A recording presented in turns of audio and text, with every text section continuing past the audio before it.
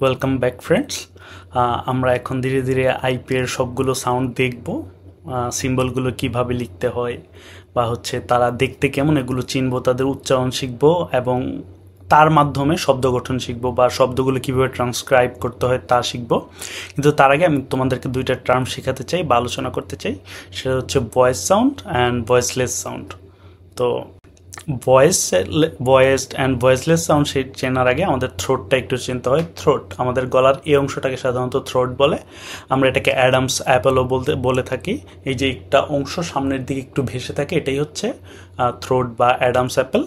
তো এটার কম্পনের উপর বা ভাইব্রেশনের উপর ডিপেন্ড করে সাধারণত ভয়েসড অ্যান্ড ভয়েসলেস সাউন্ডটা নির্ধারণ করা হয়।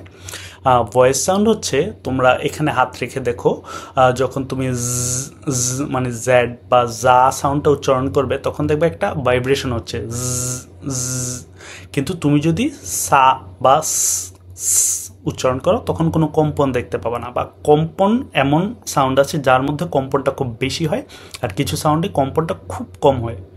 তো যাদের মধ্যে বেশি হয় কম্পনটা বা তুমি ফিল করতে পারো যে ভাইব্রেশনটা হচ্ছে, সেগুলো হচ্ছে ভয়েসড। আর যেগুলোতে কম্পনটা হয় না সেটা হচ্ছে ভয়েসলেস। এমন আরও কয়েকটা দেওয়া আছে, যেমন বা বা কিন্তু ফা ফা। তো বা উচ্চারণ করলে আমাদের বা তো তখন কম্পনটা বেশি হয়, কিন্তু ফা উচ্চারণ করলে কম্পনটা খুব কম হয়। তো এগুলো দিয়েই সাধারণত আমরা ভয়েসড অ্যান্ড ভয়েসলেস সাউন্ড দেখতে পারি। আর এটার সম্পর্কিত একটা শিট নিচে দেওয়া আছে, আমার ডিসক্রিপশন বক্সে গেলেই দেখবে একটা শিটের লিঙ্ক দেওয়া আছে, তোমরা এটা ডাউনলোড করে তোমরা এটা লিস্ট করতে পারো বা তোমাদের নোটের কালেকশন রাখতে পারো।